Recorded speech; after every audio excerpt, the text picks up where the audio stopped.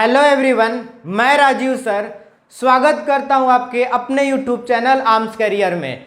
I hope आप सभी लोग अच्छे होंगे और आप सबकी पढ़ाई लिखाई भी बहुत ही मज़ेदार तरीके से चल रही होगी। तो आपके पढ़ाई लिखाई को और रफ्तार देने के लिए हम लेकर आए हुए हैं कार्बन कंपाउंड का एक और नया लेक्चर। और लेक्चर किस बारे में है आपको थंबनेल देख के पता ही चल चुका होगा। तो अगर इस लेक्चर में या इसके प्रीवियस लेक्चर में कहीं भी कुछ भी आपको दिक्कत आ रहा है तो इस लिंक पे ज्वाइन करके आप अपने सारे डाउट को क्लियर कर सकते हैं, जहां हमारा सपोर्ट 100% होगा। और अगर जुड़ गए हैं तो चलिए लेक्चर को शुरू करते हैं। Welcome to lecture number 21 of carbon compound. और आज के लेक्चर में हम कवर करने वाले हैं एक बहुत ही प्यारा सा कॉन्सेप्ट। ये कॉन्सेप्ट हमारे बोर्ड एग्जामिनेशन के लिए बहुत ही इम्पोर्टेंट है, बहुत ही प्यारा है। पर जो लोग केमिस्ट्री नहीं पढ़ते हैं उनके लाइफ में बहुत ही ज़्यादा वैल्यू रखता है। अब आप सोच रहे होंगे कि सर हम 10th में हैं, हम केमिस्ट्री पढ़ते हैं, ये तो हमारे लिए ज़रूरी है। पर जो लोग केमिस्ट्री नहीं पढ़ते उनके लिए कॉन्सेप्ट कैसे ज़रूरी हो गया? तो जो लोग केमिस्ट्री नहीं पढ़ते हैं, जो लोग पैसे कमाते हैं, वो लोग भी वीकेंड पे इसके साथ रहना पसंद करते हैं। ऑलमोस्ट 80% लोग इसको बहुत ही ज़्यादा प्यार करते हैं और इसी के साथ ज़िंदगी गुजारना चाहते हैं। आप सोच रहे होंगे सर ये क्या है, कौन सा कॉन्सेप्ट है? तो एक बहुत ही पुराना गाना है, शायद आप लोगों ने सुना होगा। गाना कुछ इस प्रकार है, पीले पीले ओ मोरे जानी। यानी इस गाने में जो हीरो रहता है वो बोलता है कि पी लो, और किस चीज़ को पिलाता है? वो पिलाता है अल्कोहल को। यानी ये जो अल्कोहल है ये हमारे बोर्ड एग्जामिनेशन में बहुत ही इम्पॉर्टेंट है। प्लस इसके साथ साथ जो लोग पैसे कमाते हैं, घर से बाहर रखते हैं, घर से बाहर रहते हैं, बड़े हो चुके हैं, 18+ हो चुके हैं, या कॉलेज वगैरह में पढ़ते हैं, इंजीनियरिंग कॉलेज में खास करके, वो लोग इसका जो है कंजप्शन बहुत ही ज़्यादा करते हैं, बहुत ही ज़्यादा इसको क्या करते हैं, कंज्यूम करते हैं। लेकिन ऐसा बिल्कुल नहीं करना चाहिए। ये हमारे सेहत के लिए बहुत ही ज़्यादा क्या है, हानिकारक है, जिसके बारे में हम लोग पढ़ेंगे कि इसका क्या हार्मफुल इफेक्ट है हमारे लाइफ में, यानी हमारे बॉडी के अंदर क्या क्या हार्मफुल इफेक्ट है इसका। तो हम आज कवर करेंगे अल्कोहल के बारे में, जिसको शुद्ध हिंदी में अगर बात किया जाए तो अल्कोहल को शुद्ध हिंदी में बोला जाता है शराब। और ये इतना खतरनाक वर्ड है कि गलती से अगर आप लोग अपने दोस्त से अगर डिस्कस कर रहे हो और गलती से निकल गया, हाँ यार अल्कोहल अरे शराब बोलते हैं यार उसको, ऐसे कर लिए, और कोई आपके घर में अगर आपका बड़ा भाई या आपके फादर सुन लिए कि क्या बोल रहा है, अल्कोहल शराब, ये सब कहीं पार्टी करने तो नहीं जा रहा है, बस ये वर्ड आने की देरी है, आपका कुटाई शुरू हो जाएगा। तो इसीलिए बच के रहना है। कभी भी जो घर के बड़े लोग हो उनके सामने ये सब वर्ड को यूज़ नहीं करना है। तो ये तो हमारा तो जनरल बात था, क्या है क्या नहीं है। अब हम लोग चलते हैं इस अल्कोहल के बारे में। दो चीज़ बहुत ही इंपॉर्टेंट है, उसके बारे में हम लोग पढ़ेंगे। पहला पॉइंट ये है कि जो हमारा अल्कोहल है, जिसको इथाइल अल्कोहल या इथेनॉल के नाम से जानते हैं। किस नाम से जानते हैं अल्कोहल को? या तो इथानॉल बोल सकते हैं, या इथाइल अल्कोहल, या जनरली अल्कोहल भी बोल सकते हैं, कुछ भी बोल सकते हो। यहाँ पे लिखा हुआ इथानॉल, इथाइल अल्कोहल या अल्कोहल भी इसको बोल सकते हो। ये 3-4 नाम है इसका। चौथा नाम शराब है। अभी 3 बताए, फिर सोचोगे सर चौथा नाम क्या है? चौथा शराब हिंदी में बोलते हैं। तो ये जो इथानॉल है या इथाइल अल्कोहल है, इस इथाइल अल्कोहल का केमिकल प्रॉपर्टी होगा और फिजिकल प्रॉपर्टी होगा। फिजिकल प्रॉपर्टी मतलब वो दिखने में कैसा है, उसका रंग कैसा है, रूप कैसा है, सुगंध कैसा है, ये सारा जो फिजिकल प्रॉपर्टी होता है जो हम लोग देख के बताते हैं। तो इसका फिजिकल प्रॉपर्टी हम लोग देखेंगे, और जब फिजिकल प्रॉपर्टी देख लेंगे तब हम लोग शराब के अंदर घुसेंगे, पीने के लिए नहीं, रिसर्च करने के लिए कि इसका केमिकल प्रॉपर्टी क्या क्या हो सकता है। तो चलिए अभी हम शुरू करते हैं इसके फिजिकल प्रॉपर्टी के साथ। तो ध्यान से बने रहिए और देखते रहिए। तो पहला हमारा फिजिकल प्रॉपर्टी क्या कह रहा है? पहला फिजिकल प्रॉपर्टी कह रहा है ethanol is colourless liquid having pleasant smell and burning taste. यानी ये कह रहा है कि जो हमारा इथानॉल है या इथाइल अल्कोहल है या शराब है, इसका कलर क्या होता है? कलरलेस होता है। पर आप सोच रहे हैं कि हम तो देखे हुए अलग अलग कलर में आता है, कुछ वाइट कलर में आते हैं, कुछ ब्राउन कलर में आता है, कुछ जो है मरून कलर में आता है, अलग अलग कलर में हम देखें, सारा मूवी वगैरह देखते हैं उसमें कलर अलग अलग होता है। कोई लाइट जो है लाइट डायमंड कलर में आता है, यानी लाइट येलो भी बोल सकते हो, उस कलर में आता है। तो देखो वो पूरा अल्कोहल नहीं होता है।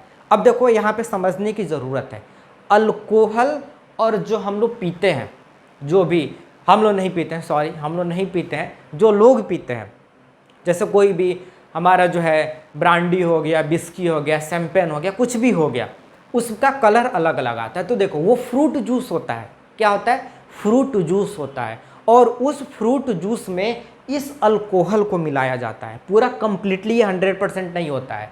क्या होता है, फ्रूट जूस होता है, या तो हो सकता है वो किसी भी चीज़ का हो सकता है, तुम्हारा हो सकता है कि बारले का होगा, या हो सकता है तुम्हारे गन्ने का जूस हो, या हो सकता है कि जो हमारा जो है ग्रेप्स होता है उसका जूस निकाल लिया जाए सुखा के, उसका प्रोसेस है कैसे निकाला जाता है, हो सकता है एप्पल का हो। तो जो हमको जूस मिल जाएगा उस जूस में हम क्या करेंगे, इसका कुछ परसेंटेज, जो मैक्सिमम परसेंटेज ऐड किया जाता है, जिसमें सबसे ज़्यादा नशा होता है, उसमें 40 या 45% मिलाया जाता है इस अल्कोहल को। जैसे हम एप्पल का जूस ले लिए, उसमें 40% मिला लिए। जो हमारे बियर वगैरह आता है, जो बियर होता है, उस बियर में तो 4 से 6% ही होता है अल्कोहल।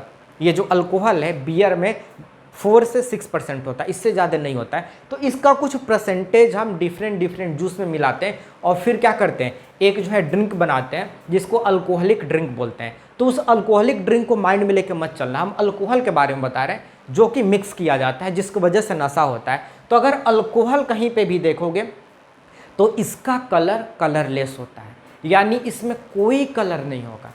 और जब कोई कलर नहीं होगा तो क्या होगा, ये हमको पानी के जैसा दिखाई देगा, क्योंकि पानी में भी कोई कलर नहीं होता है। लेकिन अगर गलती से इसको पी लिए तो पीने में ये काफ़ी कड़वा होता है। कड़वा यानी बर्निंग टेस्ट, तुम्हारी जीभ को जला के रख देगा। मतलब जल नहीं जाएगा, कट कैसे बिखर नहीं जाएगा, लगेगा कि कुछ जल गया। तो जलने वाला बर्निंग टेस्ट ये देता है। तो कलरलेस होता है और बर्निंग टेस्ट देता है। लेकिन अगर दूर से महकना चाहो, रख दिए इतने दूर पे, ये समझ लो अल्कोहल एक गिलास में रख दिए और ऐसे महके, तो इसका जो खुशबू होगा वो खुशबू प्लीजेंट स्मेल होगा, यानी काफ़ी अच्छा महकेगा। तो वही हमारा पहला लाइन कर रहा है कि ये कलरलेस होता है, इसका जो सुगंध होता है ये काफ़ी अच्छा होता है, सुनहरा होता है, प्लीजेंट होता है, और ये बर्निंग टेस्ट देता है। यानी पी लिए गलती से भी, अच्छा महक रहा है तो पी लिए, तो क्या होगा, जीभ को जला के रख देगा। दूसरा हमारा पॉइंट कह रहा है, it is volatile liquid having low BP of 78 degree centigrade. BP का मतलब क्या हुआ, बीपी का मतलब ब्लड प्रेशर यहाँ पर नहीं होगा। बीपी का मतलब हुआ बॉइलिंग पॉइंट। अगर हम किसी भी चीज़ को बॉयल करते हैं तो लिक्विड से गैस में चेंज हो जाता है, उसी को हम बोलते हैं बॉयल। तो यहाँ पे बॉइलिंग पॉइंट यानी वैसा टेम्परेचर, जिस टेम्परेचर पे कोई भी लिक्विड गैस में चेंज होना स्टार्ट हो जाए, उसी टेम्परेचर को, उस टेम्परेचर के पॉइंट को हम बोलेंगे बॉइलिंग पॉइंट। तो जो हमारा बॉइलिंग पॉइंट होता है अल्कोहल का या इथानॉल का, वो 78 डिग्री सेंटीग्रेड होता है। कितना होता है, 78 डिग्री सेंटीग्रेड। और यहाँ पे एक वर्ड लिखा हुआ है वोलाटाइल लिक्विड। वोलाटाइल लिक्विड मतलब क्या होता है, ये आसानी से क्या होता है, गैस में चेंज हो जाता है। कोई भी चीज़ अगर गैस में चेंज हो जाता है उसी को बोलते हैं वोलाटाइल। तो ये गैस में चेंज होने वाला लिक्विड है, इसीलिए इसको हम क्या बोलते हैं, वोलाटाइल लिक्विड बोलते हैं। और थर्ड पॉइंट हमारा कह रहा है it is lighter than water. Lighter मतलब क्या होता है, लाइटर मतलब होता है हल्का। तो अगर हम एक जगह पानी को रखें और एक जगह अल्कोहल को रखें तो दोनों को देखेंगे कि क्या होगा, जो हमारा अल्कोहल होगा वो पानी से हल्का होता है। यानी अल्कोहल को क्या किए, पानी में मिक्स किए तो पानी के ऊपर हल्का क्या होगा, तैरना शुरू कर देगा, नीचे बैठेगा नहीं, क्योंकि पानी भारी होता है तो नीचे रहेगा, अल्कोहल हल्का होता है तो पानी के ऊपर क्या होगा, ये तैरता हुआ हमको मिलेगा। तो ये हमारा क्या होता है, हल्का होता है पानी की तुलना में। हमारा फोर्थ पॉइंट क्या कह रहा है, फोर्थ पॉइंट कह रहा है it is soluble in water due to presence of hydroxyl group.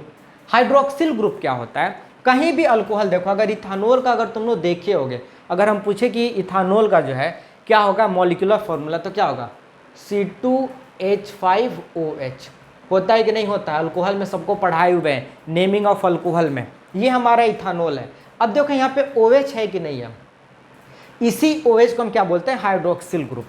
और इसी OH की वजह से हमारा जो इथानॉल होता है वो क्या होता है, पानी में सॉल्युबल होता है। क्या होता है, पानी में सॉल्युबल। अगर कोई पूछ ले, जैसे हम ही पूछ लेते हैं कि बताओ बच्चों, जो हमारा अल्कोहल है वो पानी में क्यों सॉल्युबल होता है, तो बोलोगे कि सर पानी में इसलिए सॉल्युबल होता है क्योंकि अल्कोहल यानी इथानोल के पास हमारा क्या होता है, OH ग्रुप होता है, और उस OH ग्रुप के चलते हमारा इथानोल क्या होता है, पानी में सॉल्युबल होता है। तो ये हमारा 4th पॉइंट था। अब हम चलते हैं अपने 5th पॉइंट पे। हमारा 5th पॉइंट क्या है, 5th पॉइंट कह रहा है ethanol containing 5% water is called rectified spirit. यानी हम इथानोल ले लिए और उसमें सिर्फ 5% वाटर लिए, यानी हमारा इथानोल कितना रहा, इथानोल हमारा जो है 95% और वाटर कितना हो 5%। तो इस कॉम्बिनेशन को हम क्या बोलेंगे, इस कॉम्बिनेशन को बोलेंगे रेक्टिफाइड स्प्रिट। यानी हम अल्कोहल ले या इथानोल ले जिसका परसेंटेज कितना हो 95% हो, और उसमें सिर्फ और सिर्फ 5% वाटर को मिला दिया। तो मिलने के बाद जो हमको बचेगा, जो रिजल्ट निकलेगा, बचेगा नहीं, जो रिजल्ट हमारा बनेगा, जो कंपाउंड हमारे सामने बन के आएगा, उसको हम बोलते हैं रेक्टिफाइड स्प्रिट। ये बहुत ही ज़्यादा इंपॉर्टेंट है। पूछता है कि रेक्टिफाइड स्प्रिट क्या है, तो बोलोगे ethanol containing 5% water is called rectified spirit. पर अगर हम पानी नहीं डालें, सिर्फ 100% अल्कोहल ले लिए, यानी प्योर अल्कोहल ले लिए, तो उसको हम क्या बोलेंगे। अगर 5% वाटर मिक्स कर दिए तो रेक्टिफाइड स्प्रिट, लेकिन अगर 100% अल्कोहल रहे या प्योर अल्कोहल रहे तो उसको क्या बोलेंगे। तो अगर प्योर अल्कोहल रहे तो उसको हम बोलते हैं एब्सोल्यूट अल्कोहल। तो यहाँ पे हमारा वही 6th पॉइंट है। 6th पॉइंट कह रहा है 100% pure ethanol is called absolute alcohol. ये भी बहुत ही क्या है, इंपॉर्टेंट है। अगर 100% अल्कोहल है, यहीं पे क्वेश्चन को क्या करता है, फंसाता है। कभी 5% वाटर के बारे में पूछ देगा और कभी क्या करेगा, बोलेगा 100%। तो ये दोनों नाम आप लोगों को याद होना चाहिए। उसके बाद जो हमारा लास्ट वाला है 7th नंबर पॉइंट, वो क्या कह रहा है, इट इज़ न्यूट्रल कंपाउंड। जो हमारा इथानोल है वो क्या है, न्यूट्रल है। न्यूट्रल कहने का मतलब क्या है, न्यूट्रल कहने का मतलब ये है कि ना ही वो एसिडिक होता है और ना ही वो बेसिक होता है, बिल्कुल न्यूट्रल होता है। यानी ना एसिडिक होगा ना बेसिक होगा। तो अगर हम लिथमस पेपर इसमें डालें तो कोई भी कलर क्या करेगा, चेंज नहीं करेगा, क्योंकि ना एसिडिक होता है और ना ही बेसिक होता है। किसी के दिमाग में चल रहा है सर एसिडिक होता है, अगर एसिडिक होता तो जो शराब को पीता, परसेंटेज तो होता ही है 40%, 35%, 20% या 6%, कुछ ना कुछ तो परसेंटेज होता ही है। तो अगर कोई अल्कोहलिक ड्रिंक लेता, उसको पानी में मिक्स कर देता, जैसे ही मिक्स करता और पी जाता, अगर अल्कोहल होता तो क्या करता, उसका पूरा जीभ को जलाते हुए, इंटेस्टाइन को जलाते हुए, स्टोमक को क्या करता, जला देता, और वो इंसान बच नहीं पाता। 40% वाले अल्कोहल को पी लेता तो ऐसे ही पीते पीते ही उसका फ्लाइट हो जाता है, बचने का कोई चांस नहीं होता।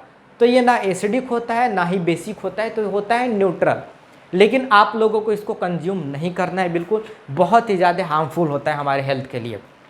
तो जल्दी से आप सभी लोग इसको जो है छाप लीजिए, स्क्रीनशॉट कर लीजिए। उसके बाद हम चलते हैं इसके केमिकल प्रॉपर्टी पे, यानी इसमें हम घुसेंगे।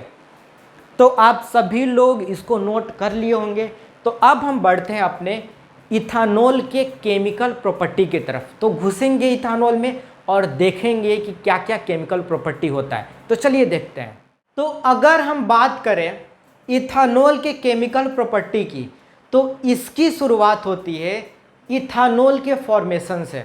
यानी कुल कहने का मतलब ये हुआ कि इथानोल को कहाँ से बनाया जाता है, कैसे बनाया जाता है, तरीका क्या है इथानोल को बनाने का। अभी तक तो हम लोग भ्रम में जी रहे थे। सर आप उस भ्रम को तोड़ दिए। भ्रम ये था कि हम लोग समझते थे कि जो शराब है, जो अल्कोहलिक ड्रिंक है, चाहे विस्की हो गया, ब्रांडी हो गया, या शैंपेन हो गया, या बियर हो गया, वही तो अल्कोहल है।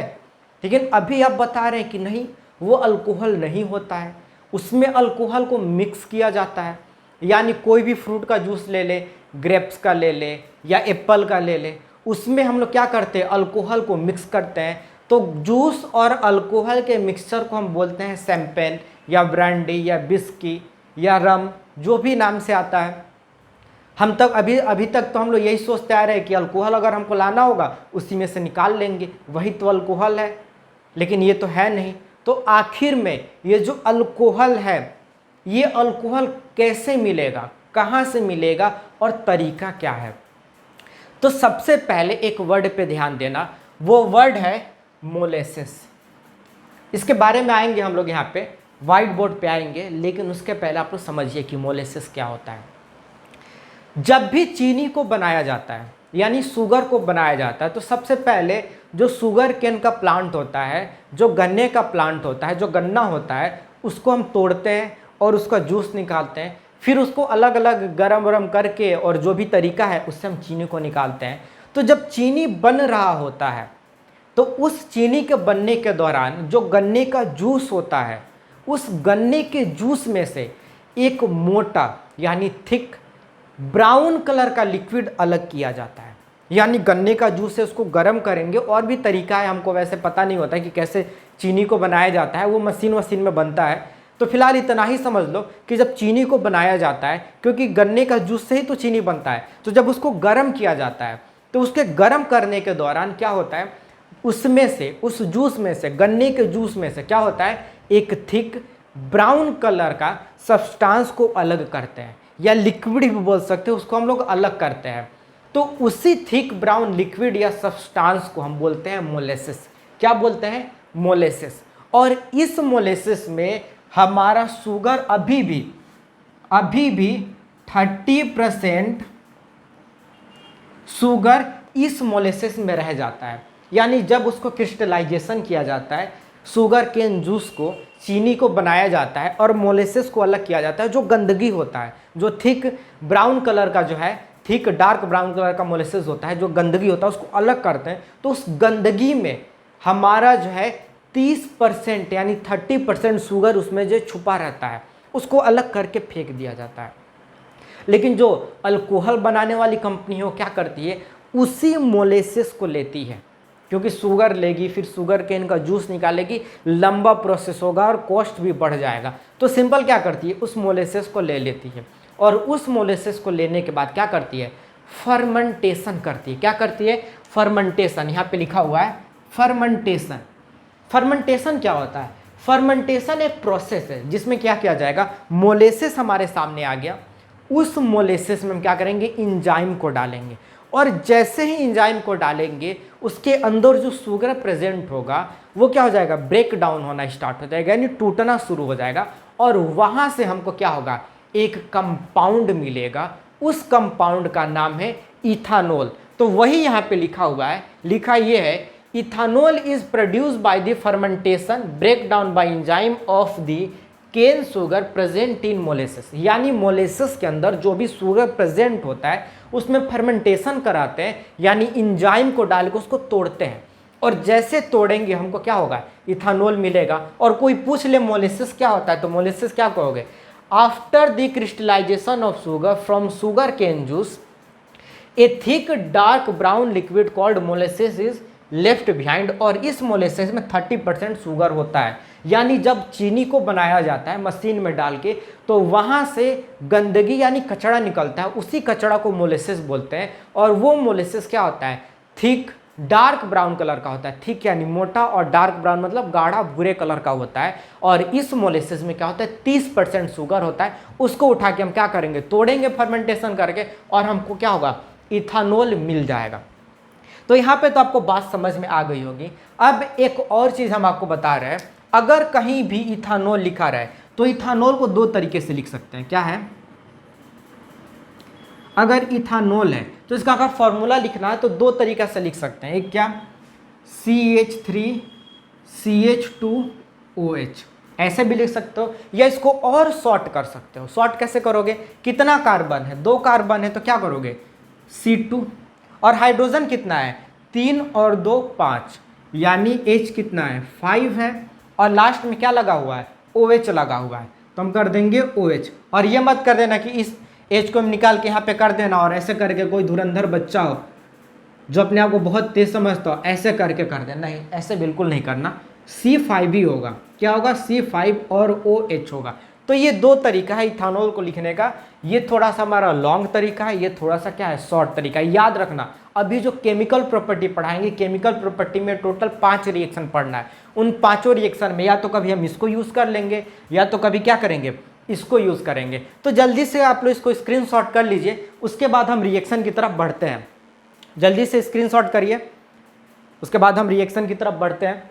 तो आप लोग इसको जो है स्क्रीनशॉट कर लिए होंगे। अब हम इसको मिटा रहे हैं और आप लोग जो है पहला हमारा जो केमिकल प्रॉपर्टी है, क्या है, केमिकल प्रॉपर्टी या केमिकल रिएक्शन भी बोल सकते हो, वो हमारा है कंबसन। तो जल्दी से देर ना करते हुए आप सभी लोग जल्दी से अगला टॉपिक डालिए, कंबसन।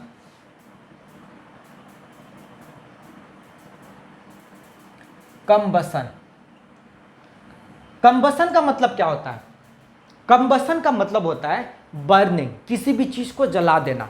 तो जो हमारा इथानॉल होता है ये बहुत ही अच्छा कंबस्टेबल सब्सटेंस है। कंबस्टेबल सब्सटेंस का मतलब जो जल सके, तो यानी बहुत अच्छा कंबस्टेबल सब्सटेंस है, यानी ये बहुत अच्छी तरीके से बर्न होता है, बहुत अच्छी तरीके से जलता है। तो सबसे पहले हम इथानॉल लेंगे और उस इथानॉल को क्या करेंगे, कंबसन कराएंगे। क्या करेंगे, कंबसन कराएंगे। ये हमारा पहला रिएक्शन है। और कौन कौन सो गया है उसको इसमें डंडा मार के उठाना पड़ेगा। सोना मना है। अभी तो मेन पॉइंट हम लोग का स्टार्ट हो रहा है, रिएक्शन, कंबसन रिएक्शन। तुम लोग अभी सो गए, एकदम फैल गए ऐसे बेड पे। कभी भी बेड पे बैठ के नहीं पढ़ना है।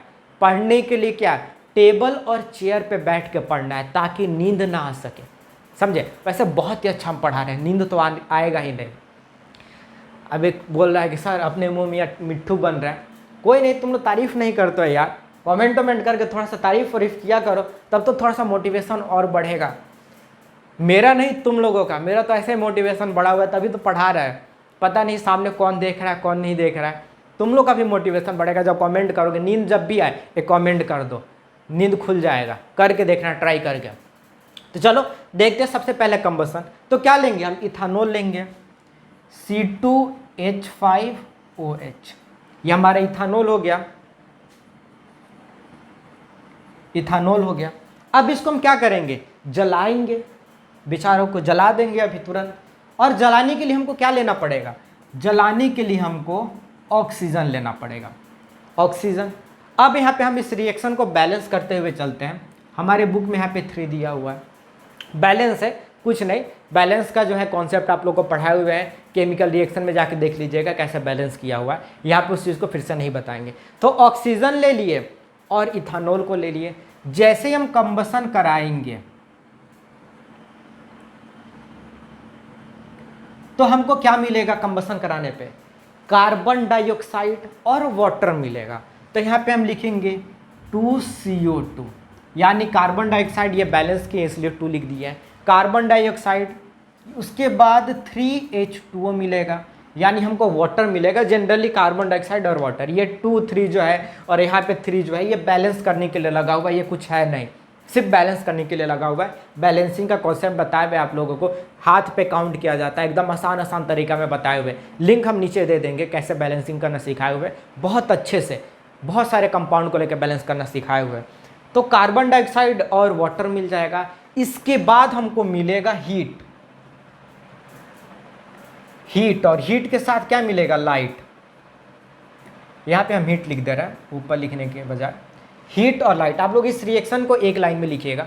यानी हम कंबसन कराएंगे, यानी इथानॉल को लेके ऑक्सीजन के प्रेजेंस में बर्न करेंगे, तो हमको मिलेगा कार्बन डाइऑक्साइड, वाटर, हीट और लाइट। तो ये हमारा जो है पहला रिएक्शन है, जिस रिएक्शन का नाम है कंबसन रिएक्शन। अब इस रिएक्शन के बाद, ये रिएक्शन हम तीसरी बार बता रहे हैं इसी चैप्टर में, तीसरी बार कंबसन रिएक्शन बता रहे हैं। तो इस पर ज़्यादा देर न करते हुए हम लोग अगले रिएक्शन की तरफ बढ़ते हैं। और अगला रिएक्शन हमारा है ऑक्सीडेशन। ऑक्सीडेशन, ऑक्सीडेशन का मतलब क्या होता है, जनरली ऑक्सीडेशन का मतलब ये होता है कि अगर हम कहीं पर ऑक्सीजन को जोड़ दें, क्या कर दें, अगर एडिशन करते ऑक्सीजन को, कोई भी कंपाउंड, जैसे यही हमारा कंपाउंड है, इसमें ऑक्सीजन ला के हम जोड़ दें तो ऑक्सीडेशन हो गया। या अगर हम यहाँ से हाइड्रोजन को रिमूव कर दें, यानी यह जो हाइड्रोजन है इसको रिमूव कर दें, तो वो भी ऑक्सीडेशन कहलाता है। ऑक्सीडेशन का बहुत होता है, ऑक्सीजन के टर्म में हम लोग देखते हैं, हाइड्रोजन के टर्म में देखते हैं, इलेक्ट्रॉन के टर्म में देखते हैं। तो अभी हमको उतना नहीं जाना है, हमको सिंपल ऑक्सीडेशन देखना है। तो यहाँ पे ऑक्सीडेशन का मतलब एक ही देखना, यहाँ पे ऑक्सीडेशन का मतलब ये हो गया कि हमको ऑक्सीजन जोड़ना है, बाकी कुछ नहीं। अगर नहीं समझ में आ रहा ऑक्सीडेशन रिडक्शन का भी पूरा का पूरा लेक्चर बना हुआ है, जाके देख सकते हो। अगर नहीं देखने का मन करे कि कौन देखेगा, यहीं पे सर बता दीजिए थोड़ा सा, तो यहीं पे सिर्फ इतना करना, ऑक्सीडेशन यहाँ पे, हर जगह नहीं, इस लेक्चर में इस रिएक्शन पे सिर्फ एक ही चीज़ ध्यान में देना कि अगर ऑक्सीजन तुम जोड़ दिए तो वो ऑक्सीडेशन कहलाएगा। क्या कहलाएगा? अगर ऑक्सीजन जोड़ दिए तो ऑक्सीडेशन कहलाएगा। सिर्फ और सिर्फ इस रिएक्शन के लिए, डिस्क्लेमर है, हर जगह इसको मत लगा देना, कहीं हो सकता है कि हाइड्रोजन को रिमूव करना पड़ जाए। तो अभी बस इस रिएक्शन के लिए यही समझना कि अगर ऑक्सीजन जोड़ दिए तो ऑक्सीडेशन होगा। तो ये ऑक्सीडेशन किस में कराएंगे? हम लोग तो केमिकल प्रॉपर्टी किसका पढ़ रहे हैं? जल्दी से बोलो, सो नहीं, जल्दी से बोलो, किसका हम पढ़ेंगे ऑक्सीडेशन? इथानॉल का, क्योंकि केमिकल प्रॉपर्टी हम पढ़ रहे हैं इथानॉल का। तो जो भी रिएक्शन हम लोग पढ़ेंगे, सारा का सारा रिएक्शन इथानॉल के साथ पढ़ेंगे। किसके साथ पढ़ेंगे? इथानॉल के साथ पढ़ेंगे। तो चलो यहाँ पे हम लेंगे एक इथानॉल, यानी CH3CH2OH हमारा इथानॉल है। अब तुम सोचोगे सर यहाँ पे दूसरा, यहाँ पे दूसरा। अरे हम शुरू में बताए थे कि ऐसे भी लिख सकते हो, ऐसे भी लिख सकते हो, तो जो मर्जी उसको लिख लो। तो हम ले लिए इथानॉल। अब हम क्या करेंगे? हम लेंगे यहाँ पे ऑक्सीजन, और इस ऑक्सीजन को क्या बोलते हैं? Nascent oxygen.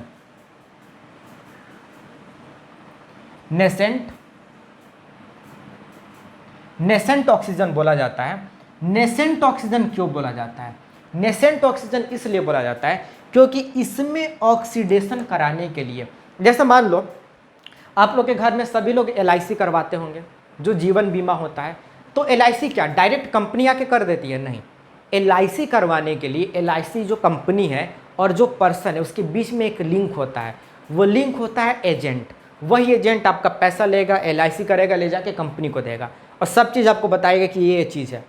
तो LIC कराने के लिए हमको LIC का एजेंट की ज़रूरत पड़ती है, कोई भी एजेंट की ज़रूरत पड़ती है।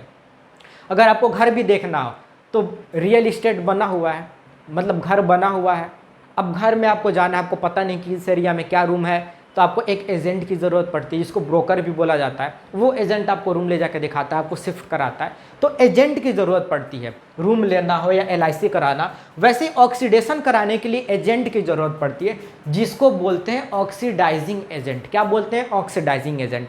तो ऑक्सीडाइजिंग एजेंट यहाँ पे हम क्या करेंगे? अभी नेसेंट ऑक्सीजन बता रहे थे, ऑक्सीडाइजिंग एजेंट समझ में आएगा तब नेसेंट ऑक्सीजन समझ में आएगा। तो सबसे पहले हम यहाँ पे ऑक्सीडाइजिंग एजेंट जो क्या करेगा? इस रिएक्शन को कराएगा, यानी इसमें ऑक्सीडेशन कराएगा। तो ऑक्सीडाइजिंग एजेंट हम क्या लिख सकते हैं? एक ले सकते हैं KMNO4। KMNO4 मतलब क्या होता है? पोटेशियम पर मैंगनेट। और ये कैसा होता है? एल्कलाइन होता है। एल्कलाइन यानी बेसिक होता है। या तुम क्या कर सकते हो? एसिडिफाइड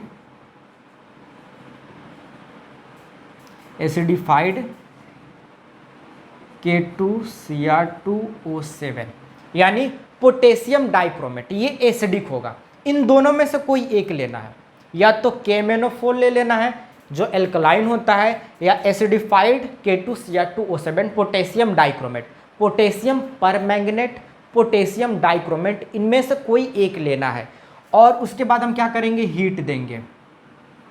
हीट यानी इनमें से कोई एक ले लो, हीट करो। यानी हम सबसे पहले इथानॉल को लेंगे।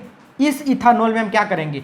इन दोनों में से कोई एक क्या करेंगे? मिक्स करेंगे और हीट करेंगे। तो जैसे हीट करेंगे तो इनके वजह से ऑक्सीजन मिलेगा, तो उसी ऑक्सीजन को हम नेसेंट ऑक्सीजन बोलते हैं।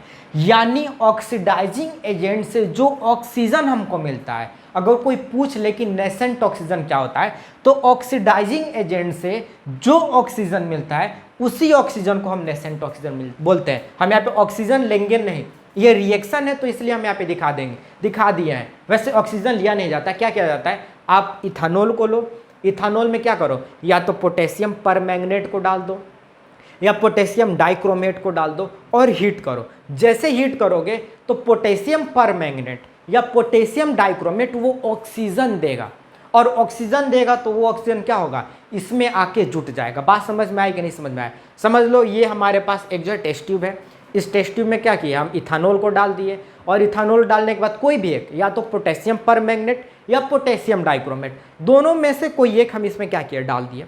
दोनों लिक्विड है, अब डाल दिए। डालने के बाद नीचे से क्या किए, गर्म किए। जैसे ही गर्म करेंगे, या तो हम पोटेशियम परमैंगनेट या डाइक्रोमेट कोई भी अगर जो लिए रहेंगे, वो क्या करेगा, जो नीचे लिक्विड रहेगा हमारा इथानॉल का, उसको ऑक्सीजन देना शुरू करेगा। वही ये ऑक्सीजन है, और उसी ऑक्सीजन को बोलते हैं नेसेंट ऑक्सीजन।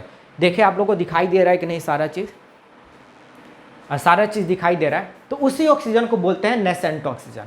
तो हमको ऑक्सीजन हीट करेंगे, जैसे हमको ऑक्सीजन मिलेगा। अब उस ऑक्सीजन को हम ऐड कहाँ करेंगे, यानी जोड़ेंगे कहाँ? तब हम एक काम करते हैं, यहां से एक ऑक्सीजन, दो ऑक्सीजन है ना, तो यहां से एक ऑक्सीजन को निकालेंगे और ला के यहां पे क्या करेंगे, जोड़ देंगे। देखिए कैसे होगा, CH3 का क्या होगा, CH3 ही रहेगा। उसके बाद C आएगा, C, और यहाँ पे क्या है, OH है, तो OH को क्या करेंगे, OH लिख लेंगे। पर यहाँ पे जो H2 है, ये H2 को हम क्या करेंगे, निकाल देंगे, उसके जगह पे एक ऑक्सीजन जोड़ देंगे। तो हम क्या कि यहाँ पे ऑक्सीजन को जोड़ दिए, और यहाँ पे C के पास जो दो हाइड्रोजन था, उस हाइड्रोजन को हम क्या किए, यहाँ से हटा दिए। तो जैसे ही हटाए तो क्या हुआ, इधर से मतलब हाइड्रोजन निकला, और यहाँ पे एक ऑक्सीजन बचा हुआ रह गया, तो वो बन गया हमारा H2O। देखिए रिएक्शन कैसे हुआ, जैसे इथानॉल था, अब यहाँ पे दो ऑक्सीजन है, तो एक ऑक्सीजन इसके अंदर आएगा, तो यहाँ से हम हाइड्रोजन को क्या किया, निकाल दिए। जैसे हाइड्रोजन को निकाल दिए, एक ऑक्सीजन यहाँ पे आके क्या हुआ, जुड़ गया, तो क्या बन गया, CH3COOH, यानी एक ऑक्सीजन जुट गया। अब यहाँ पे दो ऑक्सीजन है, तो एक ऑक्सीजन यहाँ पे चला आया, तो एक ऑक्सीजन खाली रह गया कि नहीं रह गया। अब ये भी तो किसी के साथ जुटना चाहेगा, तो किसके साथ जुड़ जाता है, यहाँ से जो दो हाइड्रोजन निकला हुआ रहता है, वो दो हाइड्रोजन निकल के यहाँ पे टुक टुक टुक करते हुए यहाँ पे आता है, तो क्या कहता है, रुको मेरे साथ जुड़ जाओ। और क्या होता है, दोनों यहाँ से हाइड्रोजन जो आ रहा है, यहाँ से ऑक्सीजन जो एक बचा हुआ है, दो ऑक्सीजन था तो एक तो इधर आ गया, एक ऑक्सीजन जो रह गया था वो हाइड्रोजन के साथ जुड़ के क्या हुआ, दो हाइड्रोजन एक ऑक्सीजन मिलके क्या बनता है, H2O बनता है।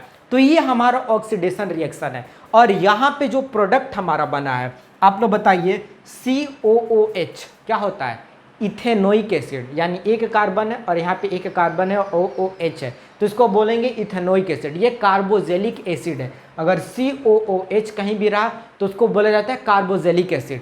आप लोग को पूरा नेमिंग सिखाया है कार्बोजेलिक एसिड का, और कार्बोजेलिक एसिड में दो कार्बन है, तो इसको हम बोलेंगे इथेनोइक एसिड। क्या बोलेंगे, इथेनोइक एसिड। यानी कहीं भी COOH रहे तो कार्बोजेलिक एसिड है, और यहाँ पे कितना कार्बन है, दो कार्बन है, तो दो कार्बन वाले कार्बोजेलिक एसिड को इथेनोइक एसिड बोलते हैं। तो ये रिएक्शन हमारा क्या रहा, ऑक्सीडेशन का रहा। तो जल्दी से आप इसको नोट करिए, उसके बाद हम इसको जो है रब करते हैं।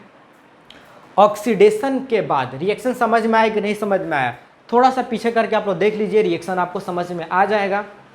इसके बाद हम लोग चलते हैं रिएक्शन विथ सोडियम, यानी यही इथानॉल को लेंगे, और इथानॉल को लेने के बाद हम क्या करेंगे, सोडियम के साथ रिएक्शन कराएंगे। तो देखते हैं क्या होता है, जल्दी से आप लोग डाल दीजिए, रिएक्शन विथ सोडियम।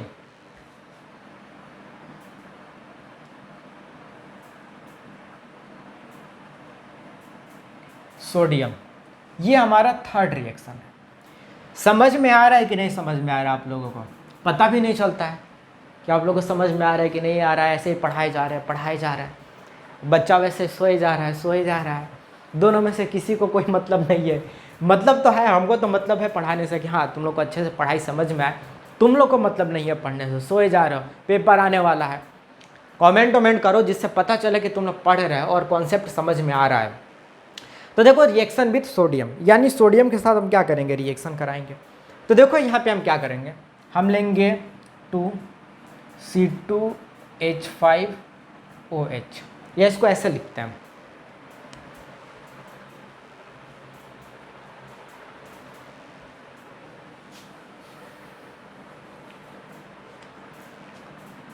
2C2H5OH। यहाँ पे बैलेंस करके हम चल रहे हैं, क्योंकि बैलेंस करने लगेंगे फिर लंबा चला जाएगा बैलेंसिंग, और फिर लंबा जाएगा तो फिर लेक्चर लंबा होते जाएगा। तो देखो अब हम क्या करेंगे, इसको सोडियम के साथ रिएक्शन कराएंगे। किसके साथ रिएक्शन कराएंगे? सोडियम के साथ। यानी हम लिए C2H5OH यानी हमारा इथानॉल, और इसको किसके साथ रिएक्शन करा रहे हैं? सोडियम के साथ। यहाँ पे जो 2 और 2 है ये बैलेंस करने के लिए लगा हुआ है। अब देखो अब क्या होगा, जैसे ही आपस में रिएक्शन होगा, यहाँ से ये जो हाइड्रोजन है ये निकल जाएगा। क्या हो जाएगा? यहाँ से ये जो हाइड्रोजन है ये क्या हो जाएगा? निकल जाएगा। अब जब हाइड्रोजन निकलेगा तो क्या होगा? आप लोग बताइए यहाँ पे कितना हाइड्रोजन है? कितने लोग जानते हैं कि यहाँ पे कितना हाइड्रोजन है? यहाँ पे 2 हाइड्रोजन है। दिखने में तो लग रहा है 1 हाइड्रोजन, लेकिन एक्चुअली में ये 2 हाइड्रोजन है। क्यों? क्योंकि यहाँ पे लगा हुआ है 2, और 2 मल्टीप्लीकेशन में है सबके। यानी यहाँ पे कार्बन के साथ भी मल्टीप्लीकेशन में, यानी कार्बन यहाँ पे 4 है, 2 2 जा 4। हाइड्रोजन की बात करें तो हाइड्रोजन यहाँ पे 10 है, 2 5 जा 10। ऑक्सीजन की बात किया जाए तो 2 है, 2 ऑक्सीजन है। ऑक्सीजन मल्टीप्लाई 2 तो 2 ऑक्सीजन है। यहाँ पे हाइड्रोजन भी 2 है, यानी कार्बन 2 है तो 4 कार्बन हो गया, 2 2 जा 4। हाइड्रोजन 5 है तो 5 2 जा 10, यानी 10 हाइड्रोजन हमारा हो गया। ऑक्सीजन 2 और हाइड्रोजन 2 ये सबके साथ मल्टीप्लीकेशन में है। तो यहाँ पे हाइड्रोजन 2 है, तो हम इस हाइड्रोजन को सबसे पहले निकालेंगे। तो जैसे हम हाइड्रोजन को निकाले, क्या निकला हमारा? H2 निकला, 2 हाइड्रोजन निकल गया। अब जैसे हम यहाँ से 2 हाइड्रोजन को निकालेंगे, हमारे पास क्या आ जाएगा? यही आएगा ना, 2C2H5O। यही आएगा कि नहीं आएगा? बिल्कुल यही आएगा। यहाँ से अगर हाइड्रोजन को हटा दो तो वही आएगा। अब हम क्या करेंगे, इस सोडियम को ऐड करेंगे। इस सोडियम को क्या करेंगे हम? यहाँ से हाइड्रोजन गया है तो सोडियम को लाके क्या करेंगे? जोड़ देंगे। तो क्या करोगे, यहाँ पे 2 सोडियम है तो कैसे जोड़ोगे? 2Na करोगे? बिल्कुल नहीं। या कोई ऐसा सोच रहा होगा कि सर Na2 कर देंगे? बिल्कुल नहीं, क्योंकि यहाँ पे ऑलरेडी 2 लगा हुआ है, तो सिर्फ और सिर्फ हमको क्या कर देना है? यहाँ पे Na लिख देना। अब Na लिख दिए, 2 हो गया, क्योंकि Na मल्टीप्लीकेशन में आ गया 2 के साथ। यहाँ पे ऑक्सीजन ऑलरेडी है तो यहाँ पे 2 है, तो हम 2 इधर उधर नहीं लिखेंगे। यहाँ पे हमारे पास स्टार्टिंग में 2 है तो सिर्फ हम क्या करेंगे? Na कर देंगे, और Na यहाँ पे क्या हुआ? 2 हो गया कि नहीं हो गया? अब इसके साथ क्या होता है? यहाँ पे माइनस और यहाँ पे क्या होता है? प्लस आ जाता है, और इसका नाम हो जाता है सोडियम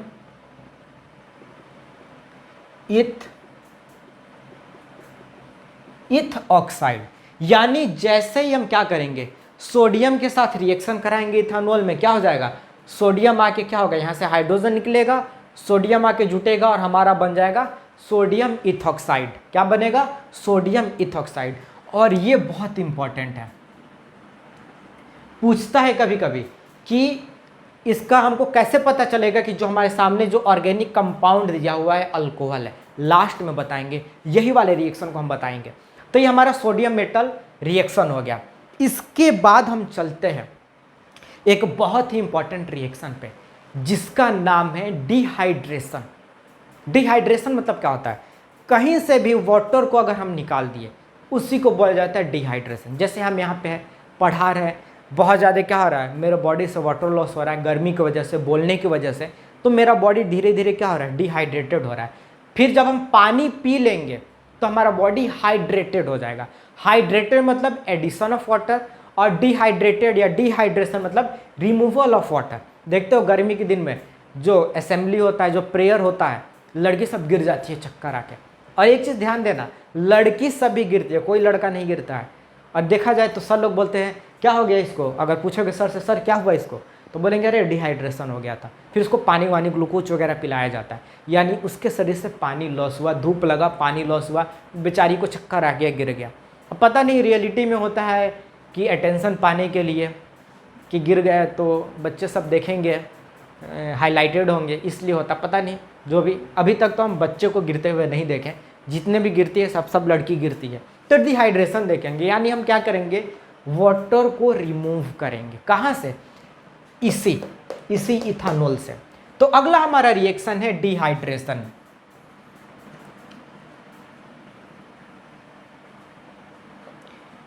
डिहाइड्रेशन, तो डिहाइड्रेशन में हम क्या करते हैं, लेते हैं हमारा CH3 CH2OH, चेंज करते जा रहे हैं ना, थोड़ा सा चेंज होना चाहिए, यहाँ पे कुछ और यहाँ पे कुछ और, लिखने का तरीका थोड़ा सा चेंज होना चाहिए, चेंज होगा तभी तो मज़ा आएगा पढ़ने में। अरे नीचे सर क्या लिखवा दिए, ऊपर कुछ और लिखे है, तो थोड़ा सा नींद वगैरह खुलेगा। अब हम यहाँ पे क्या करेंगे, इसको हम, जो भी हमारा ये है इथानॉल है, इसको हम क्या करेंगे, यहाँ से हम वाटर को रिमूव करेंगे। तो रिमूव करने के लिए हम क्या करेंगे, थोड़ा सा तीर दिल के पास ले जाते हैं, यहाँ पे डालेंगे H2SO4। H2SO4 क्या है, कॉन्क, यहाँ पे सॉरी कॉन्क लिखना भूल गए, यहाँ पे देंगे कॉन्क H2SO4।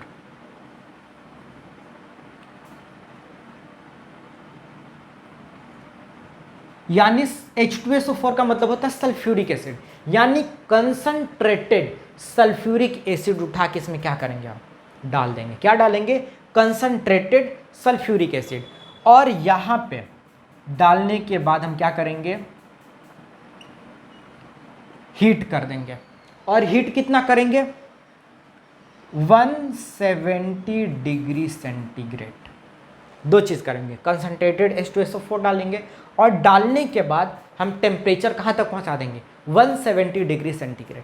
जैसे ही इतना टेम्परेचर ये सब होगा, हमारा यहाँ से वाटर निकल जाएगा। अब सोचो कि सर वाटर कहाँ से निकालेंगे, तो देखो कहाँ से निकालोगे, OH दिखाई दे रहा है, तो यहाँ से OH निकाल दो। और यहाँ पे बेचारे के पास ज़्यादा हाइड्रोजन है, यहाँ से हाइड्रोजन नहीं निकालेंगे, बेचारे के पास कम हाइड्रोजन है, तो हम क्या करेंगे, कार्बन के पास, इस कार्बन के पास जाएंगे, बोलेंगे यार कार्बन तुम्हारे पास तो हाइड्रोजन ज़्यादा है, एक हाइड्रोजन अगर तुम दे दिए तो दोनों बराबर हो जाओगे। बोलता है कोई दिक्कत नहीं, हम लोग आजकल बराबरी पे ही चल रहे हैं, तो यहाँ से एक हाइड्रोजन को निकालेंगे। तो यहाँ से अगर एक हाइड्रोजन और यहाँ से OH निकल गया तो हमारा H2O हो गया कि नहीं हो गया, बिल्कुल सर H2O हो गया। अब बच क्या जाएगा, यहाँ से अगर एक हाइड्रोजन निकल गया तो CH2 हो जाएगा, और इसके पास ऑलरेडी CH2 है, तो क्या हो जाएगा, CH2 और CH2। यहाँ से OH निकल गया, OH, और यहाँ से H निकल गया, तो CH2 CH2 हो गया। और आप लोगों को पता है कि कार्बन जो है 4 बॉन्ड बनाता है, तो ये कार्बन कितना बॉन्ड बनाया, 2 बॉन्ड। एक्चुअली में देखो तो ऐसा ही ना होगा, कार्बन और इस कार्बन पे क्या होगा, 2 हाइड्रोजन, एक और कार्बन, इस कार्बन पे भी क्या होगा, 2 हाइड्रोजन, यही ना CH2 CH2 हो गया, क्या हो गया, CH2 और CH2, यही ना हो गया। अब यहाँ पे 2 ही बॉन्ड बना है, 2 ही बॉन्ड बना है, तब क्या होता है, जैसे H और OH निकलता है, ये कार्बन आपस में क्या करता है, डबल बॉन्ड बना लेता है। यहाँ पे सिंगल बॉन्ड में है, यहाँ पे क्या है, सिंगल बॉन्ड में, देख लो कैसे, C, यहाँ पे 3 हाइड्रोजन है, 3 हाइड्रोजन कर दिए। अब सिंगल बॉन्ड के साथ क्या है, हाइड्रोजन, और यहाँ पे क्या है, OH है, ऐसे इसी फॉर्म में ये है, तो सिंगल बॉन्ड है। तो जैसे हम यहाँ से O को निकालें और यहाँ से H को निकालें, H को निकालें, ये क्या हो गया, यहाँ पे डबल बॉन्ड का फॉर्मेशन हो गया, तो ऐसे बन जाएगा CH2 CH2, यानी हमारा इथेनॉल किस में चेंज हो जाएगा, इथीन में चेंज हो जाएगा। अगर डबल बॉन्ड हो और 2 कार्बन हो, क्या हो, डबल बॉन्ड हो और 2 कार्बन हो, तो उसको हम बोलते हैं इथीन, CH2 CH2। जो मर्जी ऊपर वाला नोट करने का मन करे ऊपर वाला कर लो, नीचे वाला मन करे नीचे वाला कर लो, इसका नाम हो जाएगा इथीन। तो ये हमारा जैसे डिहाइड्रेशन कराएंगे हम ये लेंगे और इसमें हम क्या करेंगे, कंसंट्रेटेड H2SO4 हीट देंगे, और हीट देने के बाद क्या करेंगे, हम टेम्परेचर पहुंचाएंगे 170 डिग्री सेंटीग्रेड। तो जैसे ही इतना टेम्परेचर पहुंचेगा हमारा क्या हो जाएगा, इथीन बन जाएगा, और इथीन बनने के बाद क्या हो जाएगा, हमारा वाटर अलग हो जाएगा। तो ये हमारा डिहाइड्रेशन का है। और ये जो कॉन्सेंट्रेटेड H2SO4 है, इसको हम बोलेंगे डिहाइड्रेटिंग एजेंट।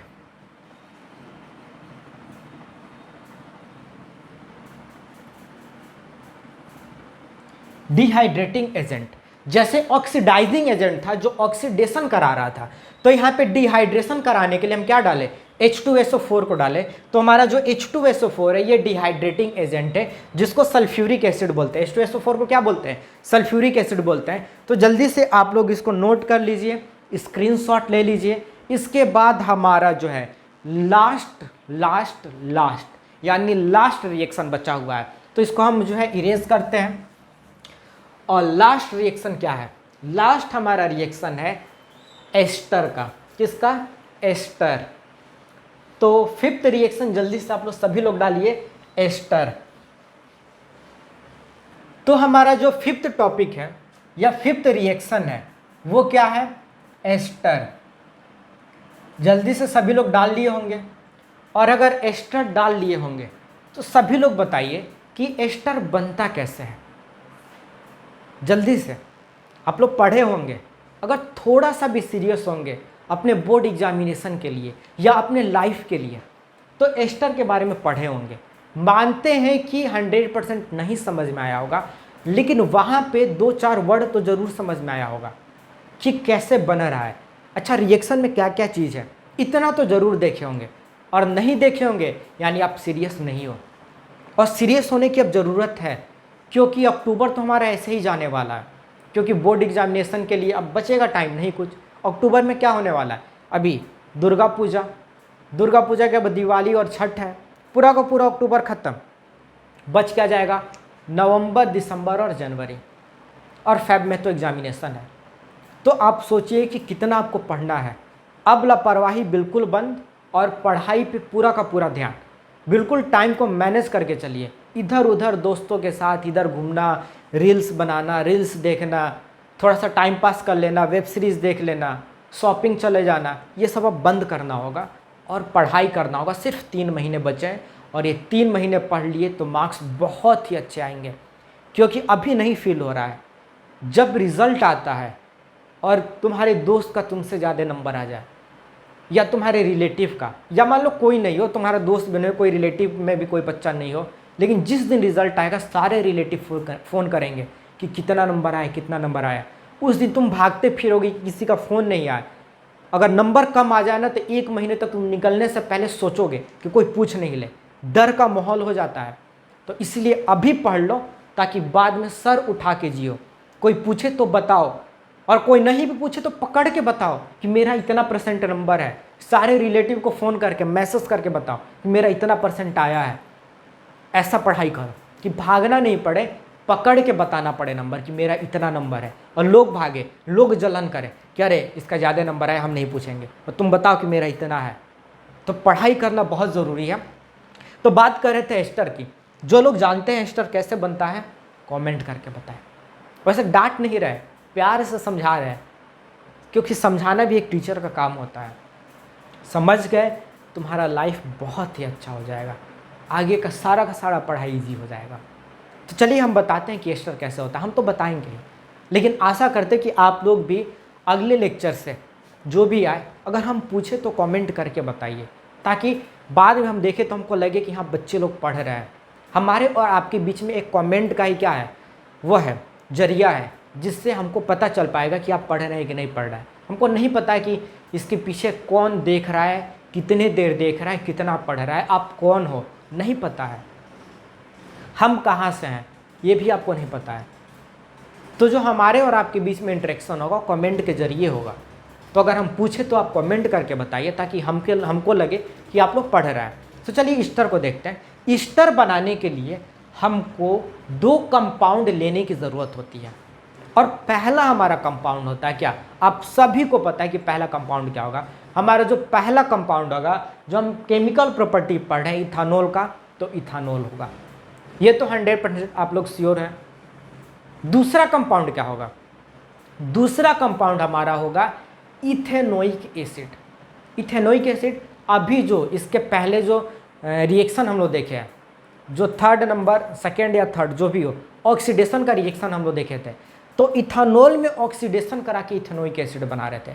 तो उस इथेनोइक एसिड और इथानॉल को मिक्स करते हैं, तो मिक्स करने के बाद जो कंपाउंड हमारे सामने आता है, उस कंपाउंड को हम बोलते हैं एस्टर। तो चलिए बना के देखते हैं, रिएक्शन करा के देखते हैं। बहुत ही मज़ेदार कॉन्सेप्ट है ये। तो हम लेते हैं इथेनोइक एसिड, ये हमारा हो गया ethanoic acid,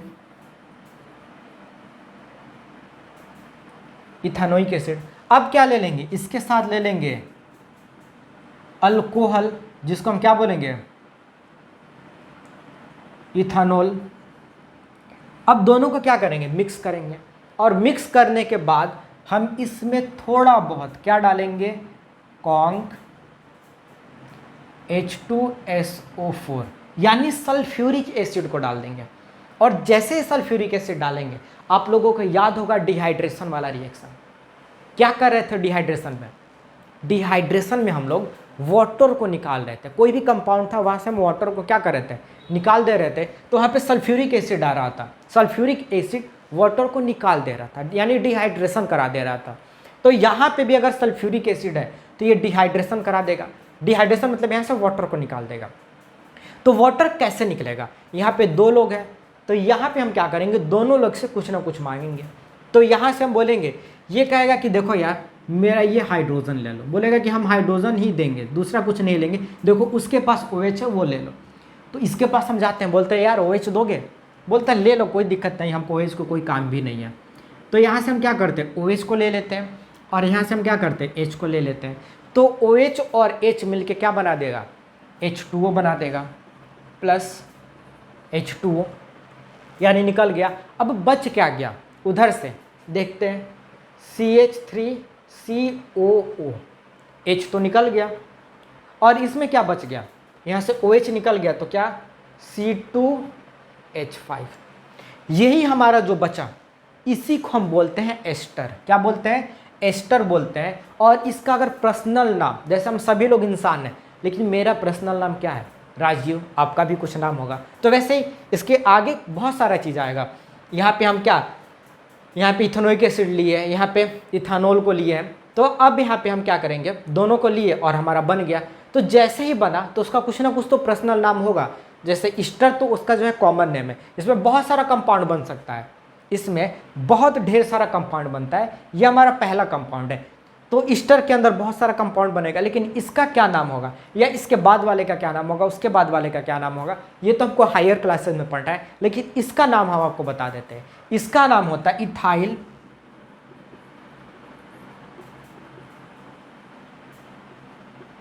ethyl ethanoate.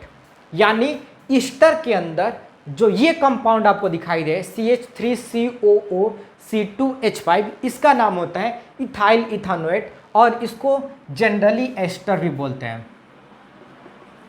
Ester भी क्या किया जाता है, बोला जाता है, नीचे H2O लिख देते हैं, और H2O हमारा क्या होता है, निकल जाता है। और इसका जो स्मेल होता है ये स्वीट के जैसा होता है। स्वीट मतलब क्या होता है, जैसे आप लोग कभी भी किसी भी मिठाई के दुकान पर गए होंगे, तो उस मिठाई के दुकान पे जाने के बाद एक मीठी मीठी खुशबू आती है, किसके किसके मुंह से पानी आना स्टार्ट हो गया, एक मीठी मीठी खुशबू आती है, उसी मीठी खुशबू को स्वीट स्मेल बोलते हैं। तो वैसा ही स्मेल इसका होगा। तो जैसे ही हम दोनों को जोड़ेंगे ये हमारा बनेगा एस्टर, और इस एस्टर का सुगंध कैसा होगा, यानी स्मेल कैसा होगा, मीठा मीठा होगा। तो ये हमारा एस्टर है, जिससे पता चलता है कि हाँ कंपाउंड हमारा एस्टर बन चुका है। क्या बन चुका है, एस्टर बन चुका है। और यहीं से एक और टर्म आता है जिसका नाम है एस्ट्रिफिकेशन।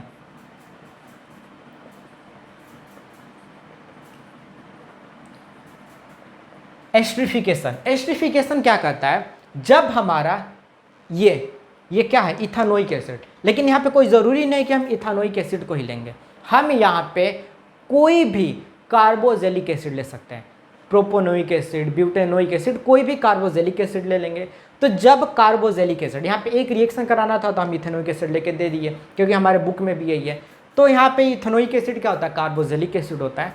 तो हमारा कार्बोजेलिक एसिड जब अल्कोहल के साथ, किसके साथ, अल्कोहल के साथ रिएक्शन करेगा तो एस्टर बनेगा। इसी पूरे प्रोसेस को हम क्या बोलते हैं, एस्ट्रिफिकेशन बोलते हैं। तो इसको लिख सकते हैं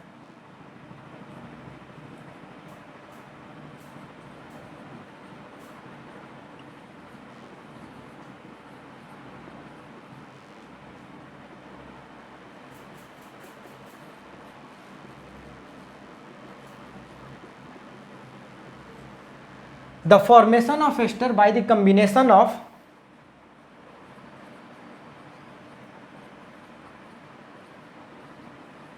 carboxylic acid and alcohol. The formation of ester by the combination of carboxylic acid and alcohol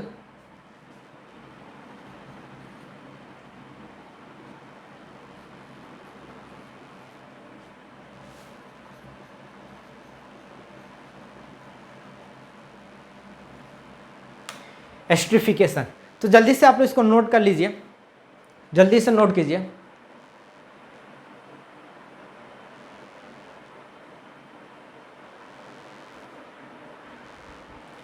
तो आप लोग इसको जो है नोट कर लिए होंगे। तो नोट करने के बाद इसको हम क्या करते हैं, इरेज करते हैं। और इरेज करने के साथ ही एक बहुत ही इम्पॉर्टेंट पॉइंट आप लोग को बताते हैं, और उसके बाद ये लेक्चर हम लोगों का जो है कंप्लीट हो जाएगा। तो जो हमारा इम्पॉर्टेंट पॉइंट था वो हमारा इसके ऊपर था, C2H5OH, जिसको हम बोलते हैं इथानॉल। इथानॉल। अब सोच रहे कि सर इसके ऊपर क्या इंपॉर्टेंट पॉइंट था, अभी तो सारा रिएक्शन हम लोग देख लिया, अब क्या बचा हुआ है, एक लाइन बचा हुआ है, वो ये है कि बहुत ही अच्छा कंबस्टेबल सब्सटेंस है। आप सभी ने अभी देखा कि ये बहुत ही अच्छा कंबसन करता है, इसका कंबसन रिएक्शन भी हम लोग देखे, हीट दे रहा था, लाइट दे रहा था। तो इथानॉल को क्या किया जाता है, पेट्रोल के साथ मिक्स करके यूज किया जाता है। जो भी पेट्रोल को हम लेंगे, उस पेट्रोल में कुछ परसेंट हम क्या करेंगे, इस इथानॉल को मिलाएंगे, और कार में, बाइक में, ट्रक में, ट्रैक्टर में, जो भी तुम चला सकते हो, टेम्पू में, जिसमें भी पेट्रोल यूज होता है, उसमें पेट्रोल के साथ इसको मिक्स किया जाता है, और अपने अपने बाइक को, कार को फुल स्पीड में लोग क्या करते हैं, चलाते हैं। लेकिन ये हमारे कंट्री में नहीं होता है। तुम सोच रहे हो कि ये ऐसा कहाँ से हो गया हमारे कंट्री में, हम तो कभी देखे नहीं, हम तो डायरेक्ट पेट्रोल पंप पे जाते हैं और पेट्रोल डलवा लेते हैं। लेकिन ये हमारे कंट्री में नहीं होता है। ये करने वाला एक अलग टाइप का कंट्री है, और उस कंट्री का नाम है ब्राज़ील। कौन करता है, ब्राज़ील। तो ब्राज़ील के जितने भी लोग होते हैं, वो सारे के सारे लोग क्या करते हैं, अपने अपने व्हीकल्स में पेट्रोल के साथ इथानॉल को डालते हैं, क्योंकि इथानॉल सस्ता होता है और काफ़ी क्लियर फ्यूल है, क्लियर फ्यूल है। क्योंकि जब आप पेट्रोल या डीजल डलवाते हो तो कभी कभी क्या होता है, इनकम्प्लीट कंबसन होकर कार्बन मोनोऑक्साइड निकलना शुरू हो जाता है। लेकिन जैसे हम इथानॉल को डलवा देंगे तो कार्बन मोनोऑक्साइड कभी नहीं निकलेगा, जब भी निकलेगा कार्बन डाइऑक्साइड निकलेगा। वैसे भी कार्बन डाइऑक्साइड काफ़ी हार्मफुल है, लेकिन कार्बन मोनोऑक्साइड तो पॉइजनस गैस हो जाता है। तो कार्बन मोनोऑक्साइड को कम करने के लिए इसको हम लोग क्या करते हैं, इथानॉल को पेट्रोल के साथ यूज़ करते हैं। तो यहाँ पे एक लाइन हम लिख रहे हैं, जल्दी से आप लोग भी नोट कर लीजिए। इथानॉल इज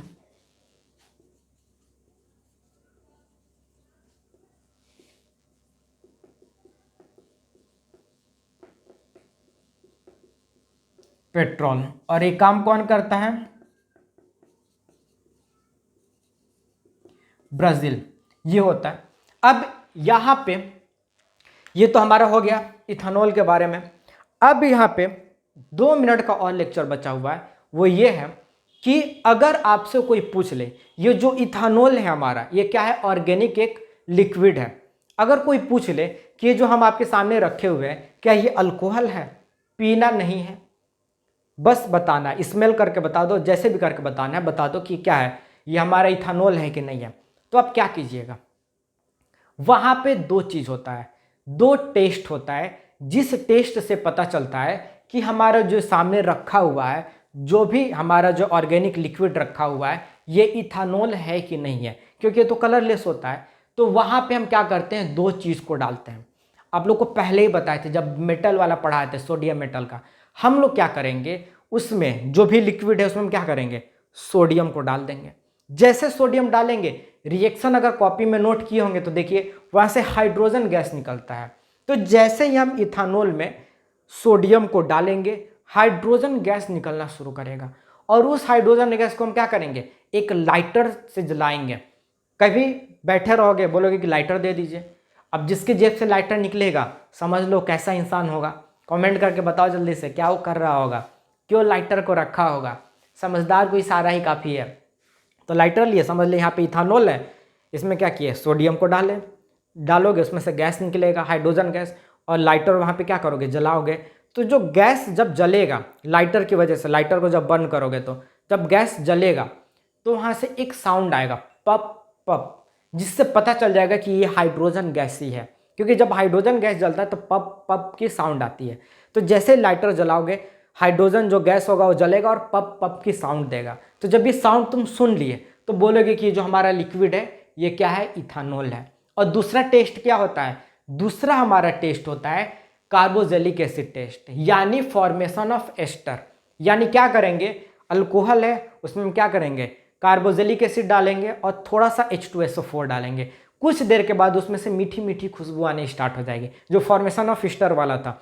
तो मीठी मीठी खुशबू आना स्टार्ट हो जाएगी, तब हम बोलेंगे कि जो कंपाउंड था हमारा, ये कंपाउंड हमारा क्या है, अल्कोहल है, यानी इथानॉल है। तो ये दो टेस्ट है और ये पेपर में पूछता है कि इथानॉल का टेस्ट क्या है। तो पहला सोडियम मेटल टेस्ट है और दूसरा टेस्ट क्या है, दूसरा टेस्ट है ester test, formation of ester. तो ये दो टेस्ट है जिसको आपको पढ़ना है और यहाँ पे हम लोग का लेक्चर कंप्लीट होता है। तो लेक्चर को देखते रहिए, एंजॉय करते रहिए, फील द नॉलेज।